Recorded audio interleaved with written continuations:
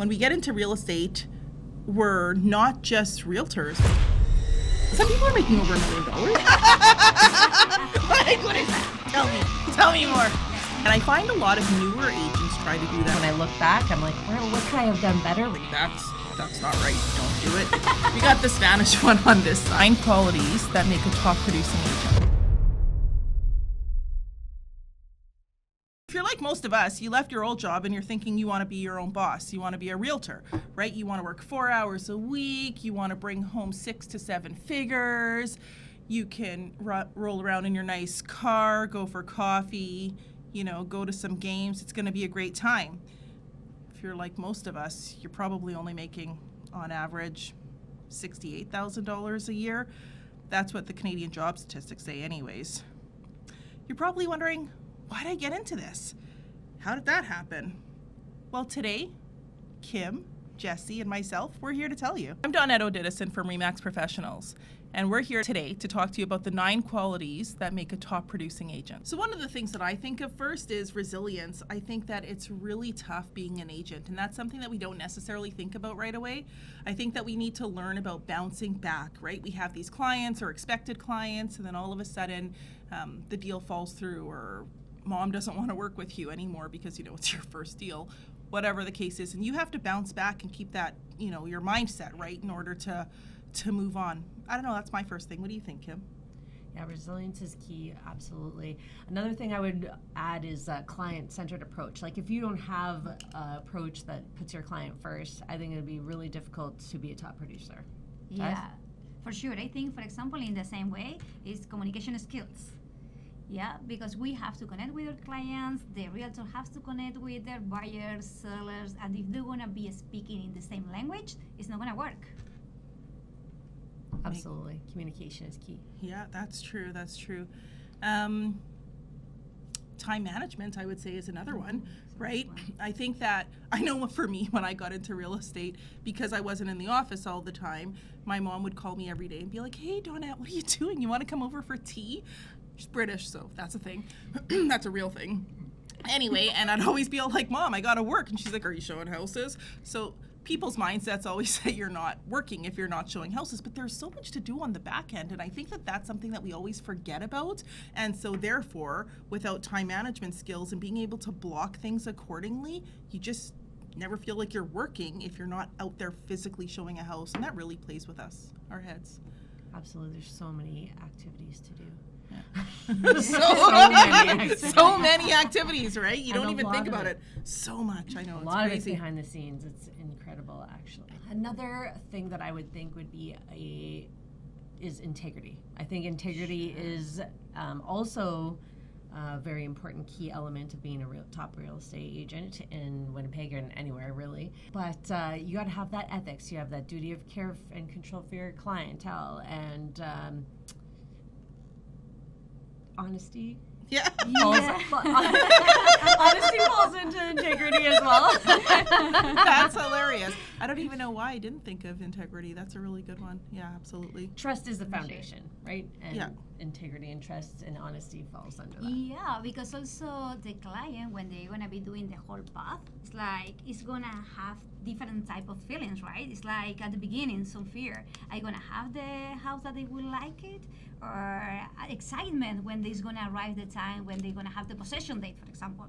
It's the whole path. If you don't gonna have someone to trust, how are you gonna do that, right? Mm-hmm. That is part of your job too. Absolutely. Absolutely. So what are you saying? That's adaptable? Like, what is that? Yeah, that is. What is that? Tell me more. Yes, it's adaptability. Oh my God. Adaptability. We got the Spanish one on this side, so. Always. I'm sorry for that. If I could think of one more thing, I would say it'd be problem solving. I think that, playing on really what Jesse just said, problem solving is a big thing. When we get into real estate, we're not just realtors, right? Like we are counselors, we are mentors, we are sometimes pet sitters, we are all of the things, you know, snow shovelers.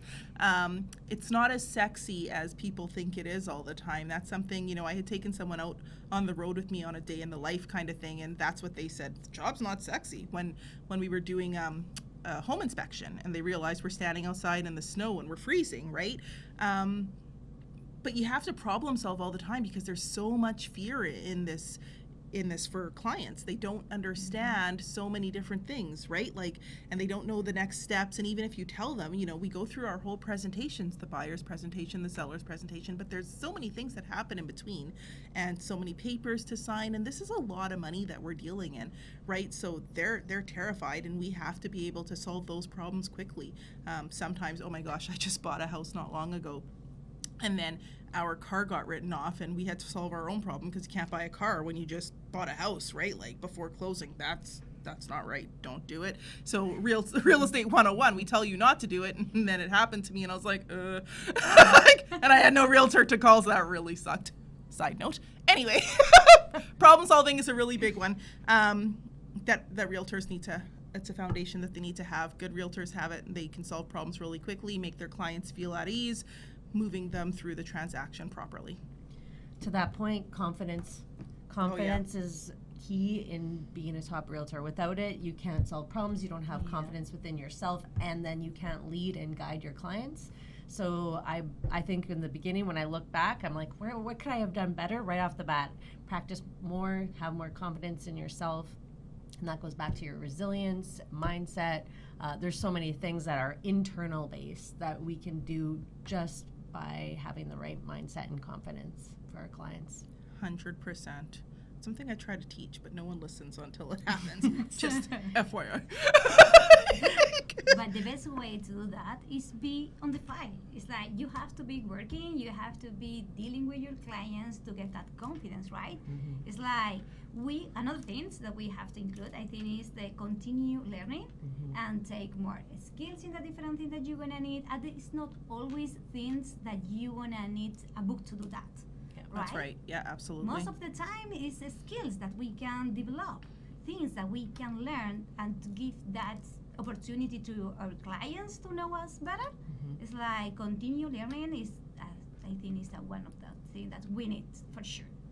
Continued education, absolutely. But don't over-educate yourself. Like, don't just sit in school all the time. You got to go out there and do the stuff. You're actually learning every time you go to a home inspection with someone. Don't get so stuck in trying to learn. And I find a lot of newer agents try to do that, right? They want to know everything about every scenario. Like, do you guys remember when you were new? I did that. Yeah, yeah. And you're trying to find everything about every scenario, but you just can't. Like, there's just no possible way of us being able to do that.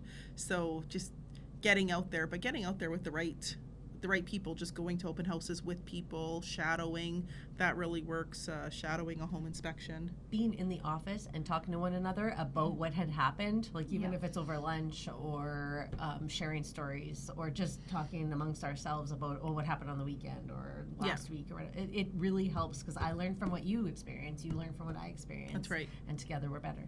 Yeah, for sure. Always. That is amazing. It's like, and it's vicarious is the name for that learning. It's vicarious learning. It's when you are, when you are learning from another one, another experience, it's vicarious. Vicarious. I'm all like, I didn't get it either. Keep going. Oh my goodness. Okay. Is that the type of learning that you're gonna have from experience to another agent? That is not easy to get that if you're gonna be alone at home. That's right. Right? Yeah. So I think that's a key factor that we didn't even put in here. But, you know, what I found actually, interestingly enough, is when I was a realtor prior to becoming a broker, I always worked from home. I just didn't see the benefits of coming into the office ever, right? I was like, why? There's like no need. And when I became a manager, I was forced now to go into the office, and I kind of thought that was ridiculous, except I noticed two things. One, I think it made me so much better, but it also, I noticed that top producing agents were always in the office. The people who were making the 6 and 7 figures were in the office every day. And I just couldn't understand why that was, right? Because in my mind, no one goes to the office unless you're writing a deal. You know, you're going to your mom's for tea. But apparently, you're going to your mom's for tea if you're not doing that, and you're probably within those median prices, and you're going to the office if you're not, because this is a tough gig, and I think we all need to remember that. And just being together and just being able to talk, not commiserate in misery, but like celebrate wins, even if they're small wins. And sometimes you just need that person to say, hey, that's a win, right?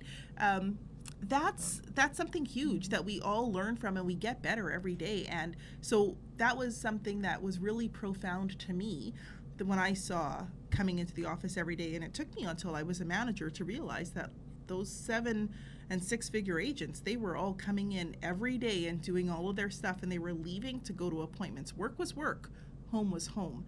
And that was probably one of the biggest things, and something we didn't really mention, but definitely something that needs to happen. And that's exactly what you're saying with your vicarious learning. And yeah, it's a really big deal.